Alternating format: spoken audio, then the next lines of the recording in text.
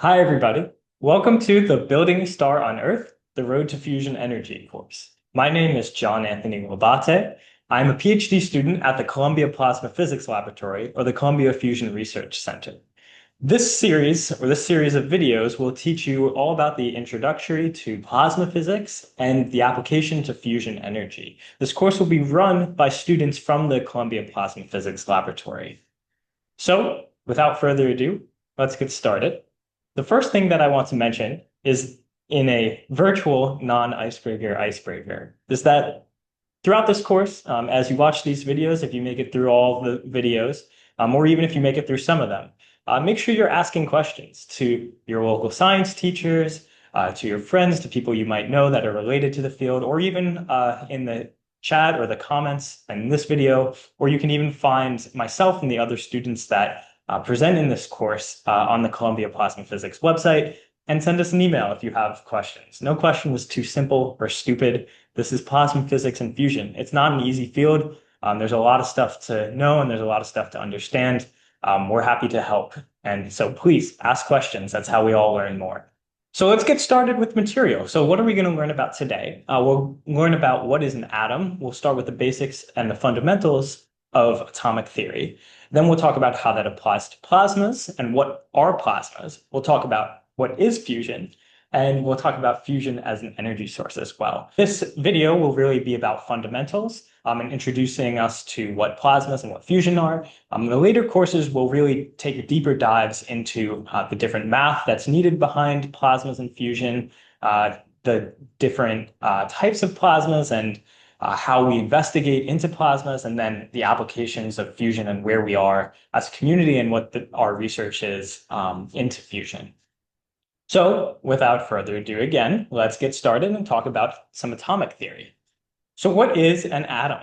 So in this series, we will talk mostly about the Bohr model of the atom, which in my opinion is the highest ranking in terms of models of different atomic models for accuracy and intuitiveness. So if you multiply together how accurate the Bohr model is versus its intuitiveness, and you compare that to different models like the quantum mechanical model of the atom, I think the Bohr model gets the highest ranking there because it is pretty accurate to the scale that we need for plasma physics, and it's also pretty intuitive.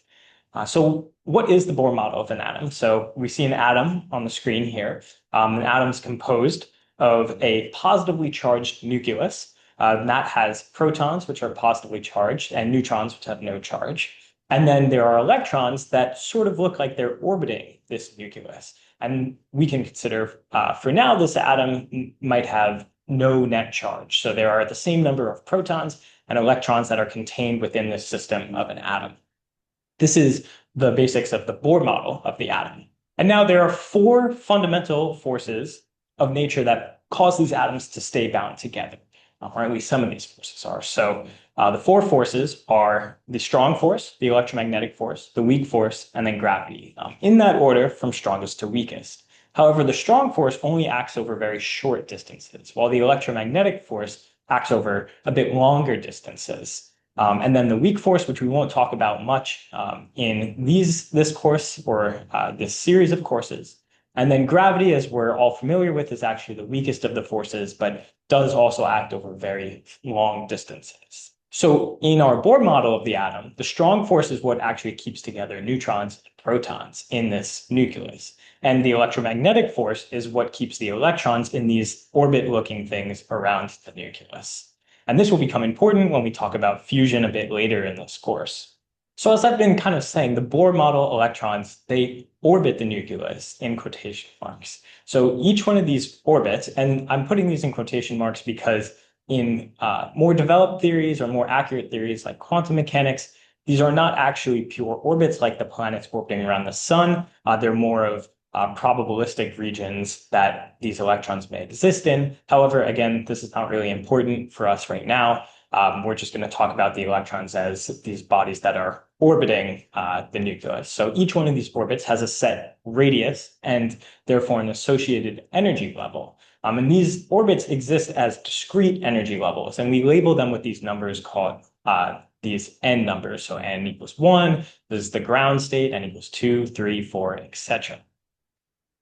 And now electrons can jump between these discrete energy levels by adding energy to them. So if you shine some light or some electromagnetic radiation on an atom, the electrons can absorb that as absorbing energy and jump up energy levels. And if they absorb enough energy from whatever mechanism they're getting energy from, these electrons can actually escape the bounds of an atom. And this is a process that we call ionization.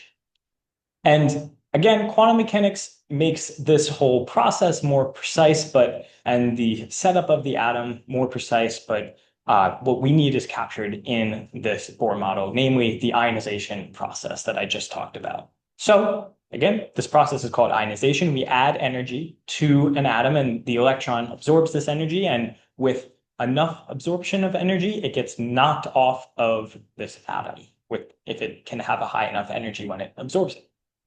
Ionization. And therefore, if we had a neutral atom and we lost an electron, we would now no longer have a neutral atom. We would have an atom that is positively charged because we've lost negative charge.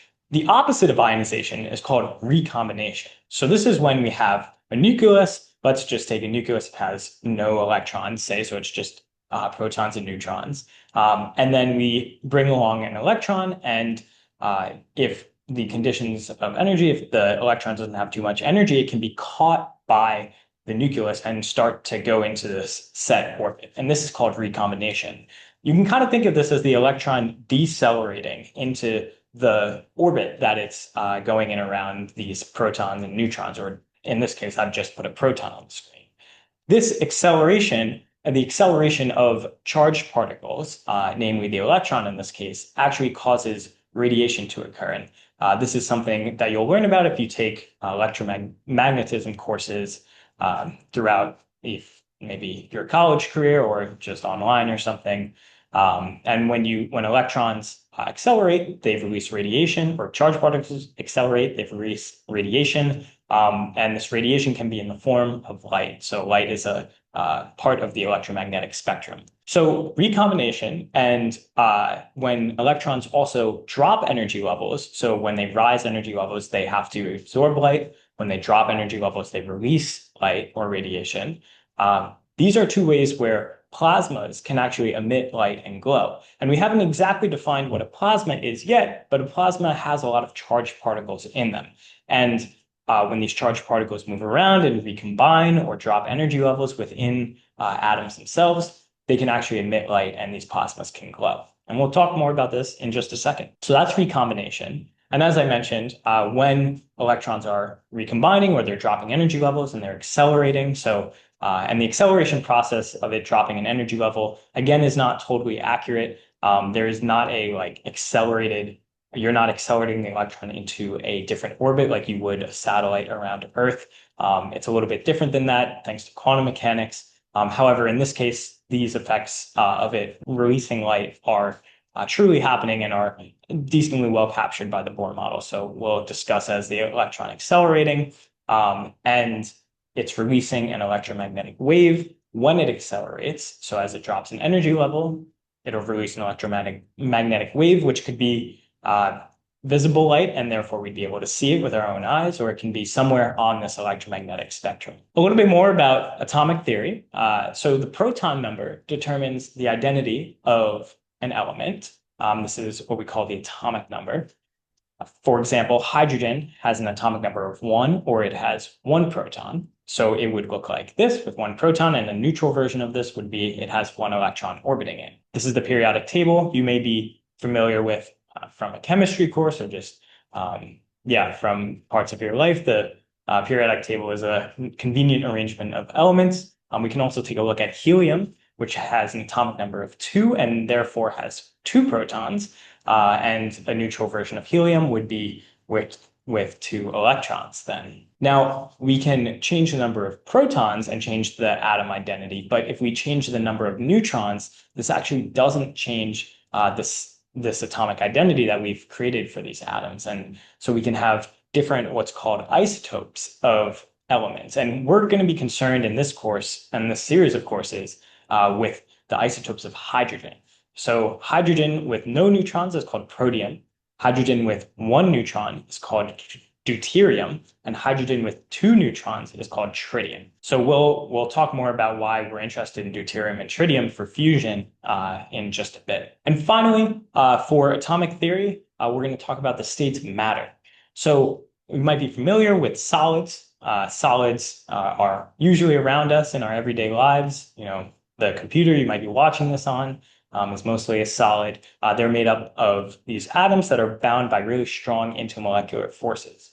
And now let's take a solid, maybe we take some ice or something, and we start to add energy to it, start to heat it up. And it might melt and become a liquid, say. So let's say we took some ice from our freezer, we put it in a glass, and it's starting to warm up, and it melts into water. If we kept adding heat to that ice, say we put it, or we kept adding it to the water now, say we put it on the stove, we want to make some pasta with our ice water, which is now just water.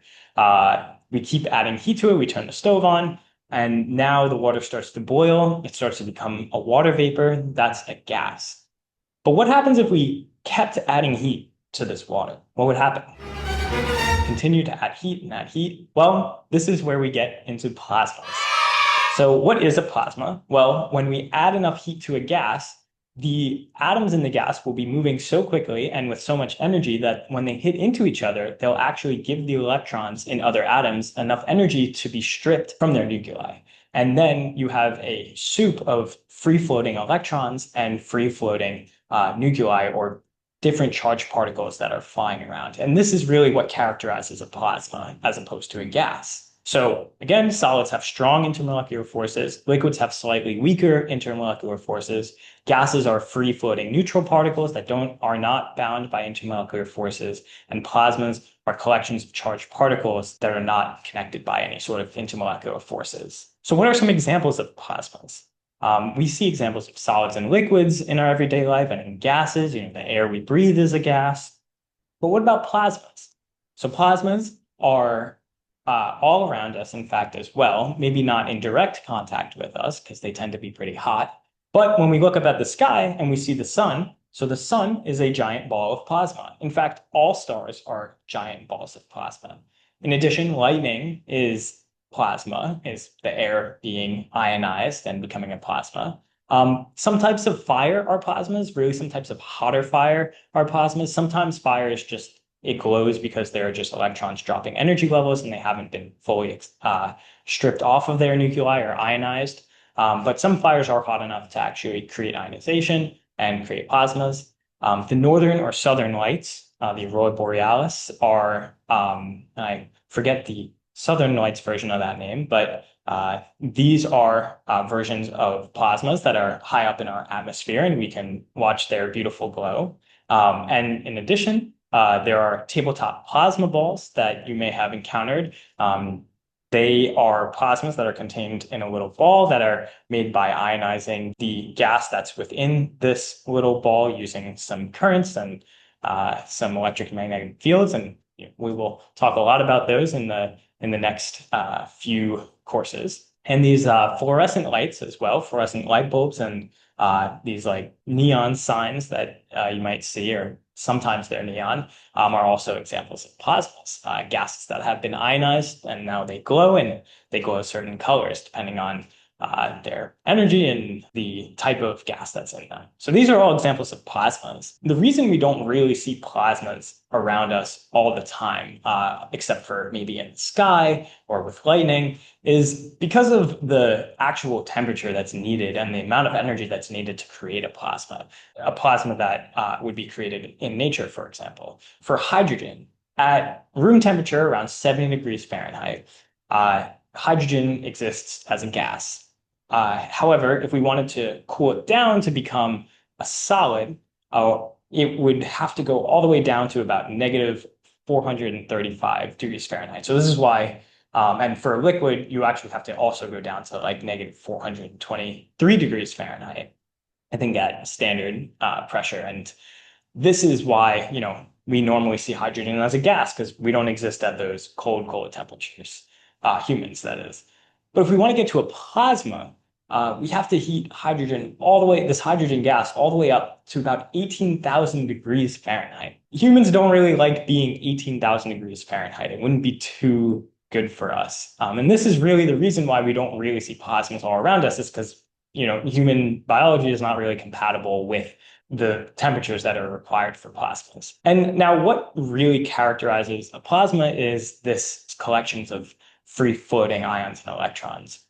And we refer to positively charged particles in plasma physics as ions. And you'll probably hear this distinction made quite a lot throughout this series. And because these are charged particles that are floating around, they can be controlled and confined using electric and magnetic fields. And this is something that really characterizes plasma. And that's something we use in fusion quite a bit. They're extremely hot, as we just discussed. So the electrons and ions tend to move at pretty high speeds. While these colder and denser plasmas, as I've kind of discussed with fire and stuff, will allow the electrons to accelerate at an acceleration that creates radiation that we can actually see. And recombination can occur as well. And then we can actually see these plasmas glowing. And a lot of these low temperature plasmas, like these fluorescent lights, we actually might use for lighting, like fluorescent lights, and because we can see the radiation that's coming off of them. So that's really useful. And finally, plasma is, even though we don't see it everywhere in our society, plasma is the most common form of matter in the universe. Even though humans don't come in touch with it all the time, and even though we mostly see solids and liquids, we are only a very, very, very, very small part of the universe. And in fact, most of the universe, most of the visible matter in the universe is plasma. When you look up at the night sky and you see all these glowing points, almost every single thing that you see is a plasma. Every single star, every single galaxy that's composed of all these stars, these accretion disks that surround black holes, even gases that are in interstellar regions between stars tend to be plasmas. All of these things are plasmas. The only thing that you really see in the night sky that's not a plasma is the planets that are in our immediate solar system. But the Milky Way has, which is our galaxy, has billions of solar systems, and that's just one galaxy. And each solar system has a star, which is a plasma. Because all of these things are plasmas, all of these glowing points, these stars and galaxies and everything, we actually see them because of the processes that are happening with these electrons, because of the acceleration that's happening within these plasmas that are letting off this electromagnetic radiation and light. And that actually does account for most of the light that we see here on Earth from around the universe. And every single star, as I've mentioned, is a plasma, and therefore over 99% of all visible matter. So not only is it the most common substance in the universe, most common state of matter in the universe for visible matter, but by an overwhelming amount, over 99% of all visible matter in the universe is plasma. And now different plasmas have, as I've mentioned, different temperatures and different number densities, or different densities of particles. Some of the less dense, less hot plasmas are like the aurora borealis, or different types of fires. Some of the hotter and more dense plasmas are the plasmas that we use in fusion. So magnetic confinement fusion is the one that we'll primarily talk about in this course, although I think we will talk a bit about inertial confinement fusion. We'll make the distinction between those soon. But the sun's core, which also is doing fusion, is quite dense and quite hot as well. And there are all different types of plasmas that range all throughout this chart of different densities and different temperatures. Now, let's talk about fusion. Up until now, we've only really talked about plasma and atomic theory, but this is supposed to be a fusion energy course. So why are we talking about plasma so much? Well, let's talk about fusion first, and then we'll make the connection. So what is fusion? So let's take an example to learn about fusion. Let's think about a deuterium, and remember these are isotopes of hydrogen, deuterium and tritium. Let's think about a deuterium nucleus and a tritium nucleus. So fusion is what happens when we take the deuterium and tritium and we smush them together as fast as, or with as much energy as we can. And these two particles undergo an atomic process where they come out as a different atomic particle, something we call an alpha particle, or a helium nuclei or nucleus, which is 2 protons and 2 neutrons, and a neutron, a single neutron that has a lot of kinetic energy. This is a fusion process. And in doing this fusion process, when we have these two lighter nuclei that come together, they release energy in the form of this kinetic energy from the neutron and some kinetic energy in the alpha particle. And why is this kinetic energy happening? Why is this release of energy happening?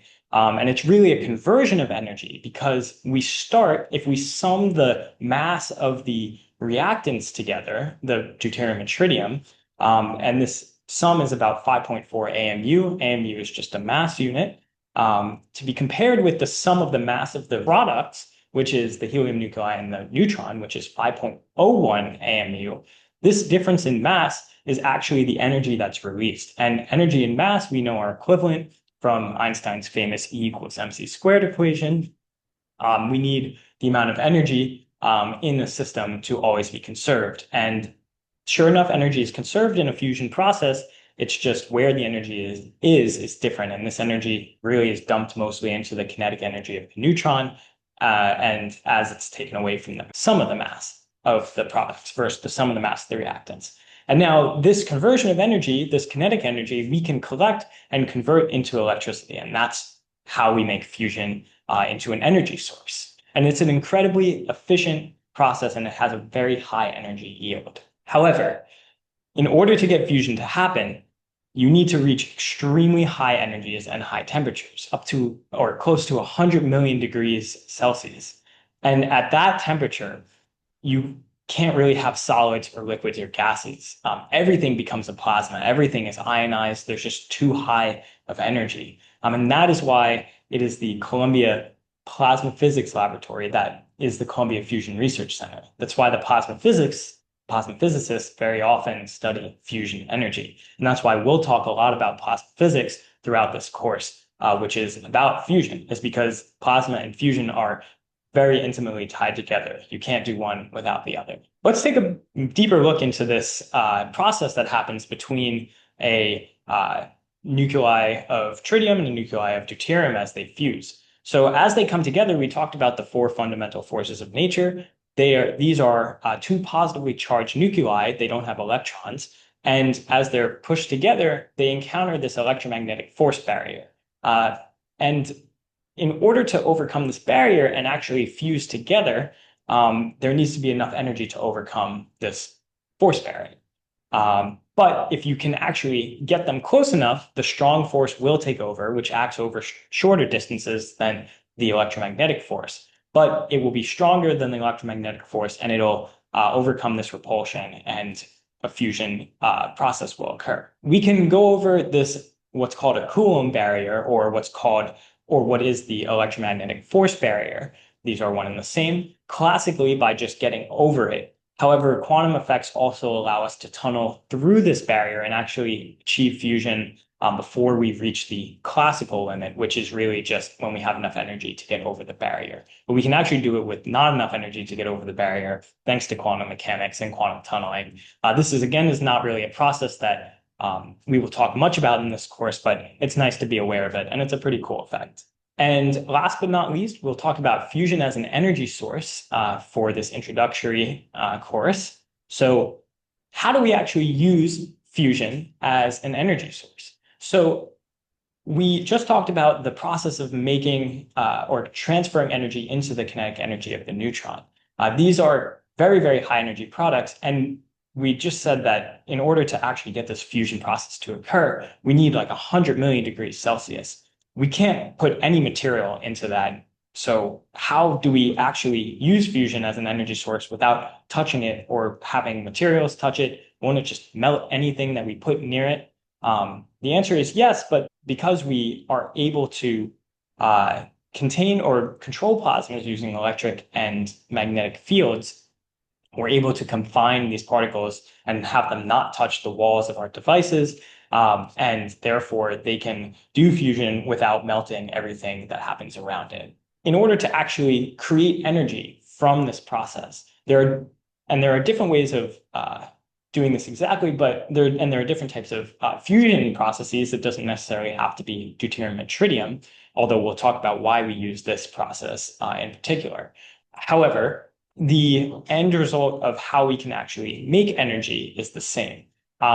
Humanity's favorite way of producing energy has always been to use some sort of hot fluid to spin a wire and spin a wire and a magnet and produce electricity. This is a process that we actually will talk about later in this course. But how do we use the products of fusion to do this? Well, when we have super high energy neutrons, they're not charged and they'll just go through the walls of the device. So the device can be surrounded by a fluid, maybe water or something else that we might talk about later, to heat up that fluid, and then spin it. That fluid will go through turbine, spin the turbine, spin the wire through magnetic field and create electricity. So that's the basic idea of how to get energy from fusion. Additionally, the helium nuclei, or the alpha particles that come out of these fusion processes, they will be contained within the plasma and collide and dump their energy that they have into the plasma. The helium nuclei have about 20% of the energy, the kinetic energy coming out of these fusion processes. The neutrons have about 80% of them. But dumping their energy back into the plasma means that you can continue to heat the plasma using the fusion itself. So therefore, fusion actually has the potential to sustain itself when it's within a plasma. And this is one of the reasons why fusion can be so efficient. However, fusion actually does not have the ability to melt down like a fission reaction might. And we will talk much more about this in the next course. And that concludes this first installment of the Building a Star on Earth fusion energy course run by the Columbia Plasma Physics Laboratory, the Columbia Fusion Research Center. Thank you for joining me. And next time, we will talk about why fusion energy and compare fusion to other energy sources and much more. So thank you for joining me, and I'll see you next time.